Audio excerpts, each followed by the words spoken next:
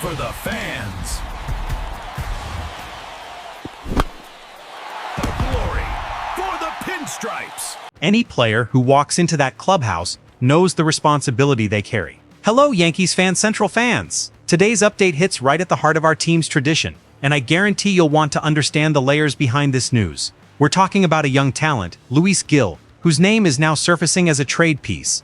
But the question hanging in the air isn't whether he should be traded, but what the need to trade him reveals about the health of our Yankees. If you enjoy straight, no-nonsense analysis about the Yankees, go ahead and leave a like.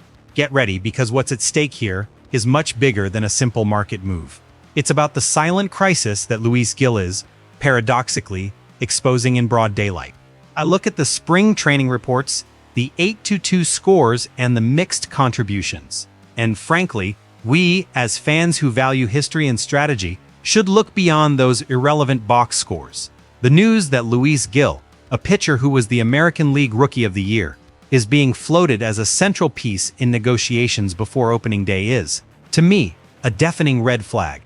This isn't just about filling gaps. It's about how we reach the point of having to use a talent with Gil's ceiling as trade currency. This reveals a chronic inability to build a balanced and deep roster, forcing the front office to improvise with what we have that is most valuable. My frustration is exactly this. A promising player who should be part of our future is being considered to solve problems of our immediate present, problems that should not exist. An objective analysis of the situation shows us that, despite the strong start in spring training, the team still faces significant shortcomings.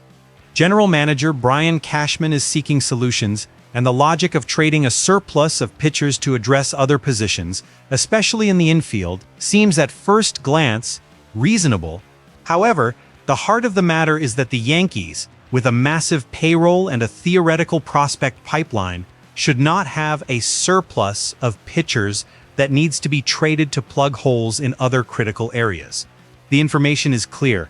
There is a gap in the infield, ideally a player who can cover shortstop and third base, to share time with Ryan McMahon or push Anthony Volpe. Keeping these daily analyses going takes a great deal of research time. Consider supporting the project on Buy Me a Coffee through the link daily content in the description. The deeper issue is recognizing that this is a reactive solution. It is not a long-term strategic maneuver to strengthen a fortress, but rather a scramble to patch a weakness that should have been addressed long ago. The mini-conclusion is that the need for Gil as trade currency does, in fact, underline a structural flaw in roster construction. And here, I need to be candid.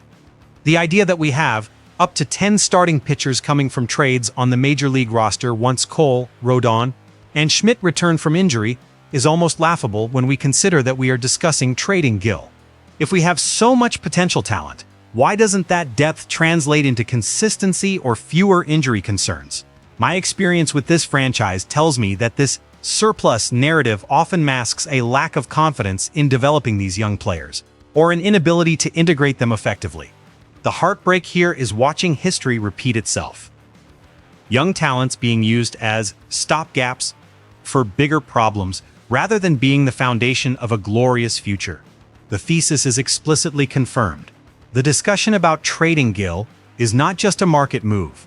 It is the visible symptom that the Yankees are in a crisis of identity and planning, forced to give up a promising asset to solve problems that should have been prevented. Despite a season of highs and lows in the previous year, Luis Gil's market value is undeniable. He is a pitcher who, with adjustments and consistency, can become a valuable asset for any team, whether rebuilding or chasing a playoff spot. His youth, raw talent, and the fact that he was AL Rookie of the Year guarantee that he will attract interest from multiple franchises. The information that he is a central trade piece is what leads us deeper into our thesis. If the Yankees need Gil to reinforce the infield, it means the organization has failed to develop or acquire players for those positions organically or proactively. It's not that Gil lacks value, it's that his value is being leveraged out of urgent need rather than from a position of strength.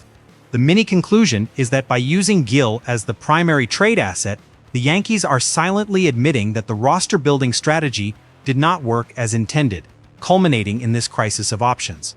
So, Fent, what do you make of this situation? Is the possible trade of Luis Gil the solution the Yankees need? Or is it just a bandage on a deeper wound?